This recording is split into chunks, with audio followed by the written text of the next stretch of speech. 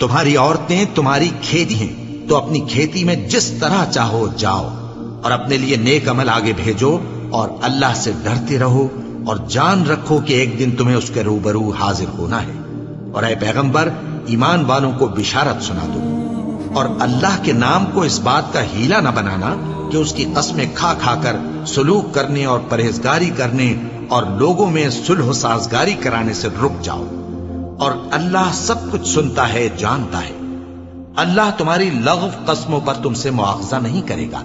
لیکن جو قسمیں تم قصد دلی سے کھاؤ گے ان پر مواخذہ کرے گا، اور اللہ بخشنے والا ہے، بردبار ہے۔ جو لوگ اپنی عورتوں کے پاس جانے کی قسم کھا لیں ان کو 4 مہینے تک انتظار کرنا چاہیے۔ اگر اس عرصے میں قسم سے رجوع کر لیں تو اللہ بخشنے والا ہے، مہربان ہے، اور اگر طلاق کا ارادہ کر لیں تو بھی اللہ سنتا ہے، جانتا ہے۔ اور طلاق والی عورتیں 3 حیض تک اپنے تئیں روکے رہیں، اور اگر وہ اللہ اور روز قیامت پر ایمان رکھتی ہیں تو ان کو جائز نہیں کہ اللہ نے جو کچھ ان کے شکم میں پیدا کیا ہے اس کو چھپائیں، اور ان کے خاوند اگر پھر موافقت چاہیں تو اس مدت میں وہ ان کو اپنی زوجیت میں لے لینے کے زیادہ حقدار ہیں۔ اور عورتوں کا حق مردوں پر ویسا ہی ہے جیسے دستور کے مطابق مردوں کا حق عورتوں پر ہے،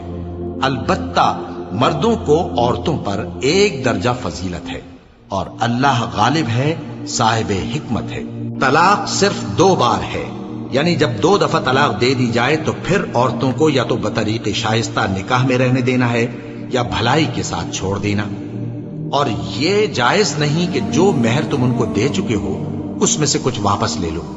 ہاں، اگر زن و شوہر کو خوف ہو کہ وہ اللہ کی حدوں کو قائم نہیں رکھ سکیں گے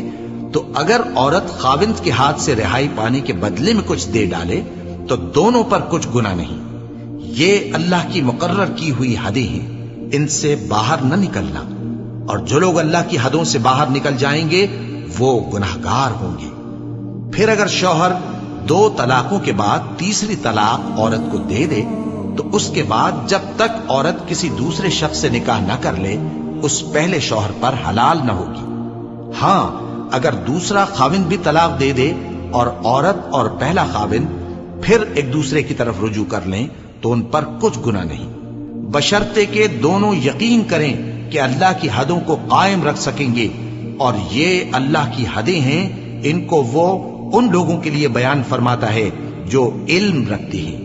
اور جب تم عورتوں کو 2 دفعہ طلاق دے چکو اور ان کی عدت پوری ہو جائے تو انہیں یا تو حسن سلوک سے نکاح میں رہنے دو یا بطریق شائستہ رخصت کر دو، اور اس نیت سے ان کو نکاح میں نہ رہنے دینا چاہیے کہ انہیں تکلیف دو اور ان پر زیادتی کرو، اور جو ایسا کرے گا وہ اپنا ہی نقصان کرے گا۔ اور اللہ کے احکام کو ہنسی اور کھیل نہ بناؤ، اور اللہ نے تم کو جو نعمتیں بخشی ہیں اور تم پر جو کتاب اور دانائی کی باتیں نازل کی ہیں جن سے وہ تمہیں نصیحت فرماتا ہے ان کو یاد کرو، اور اللہ سے ڈرتے رہو، اور جان رکھو کہ اللہ ہر چیز سے واقف ہے۔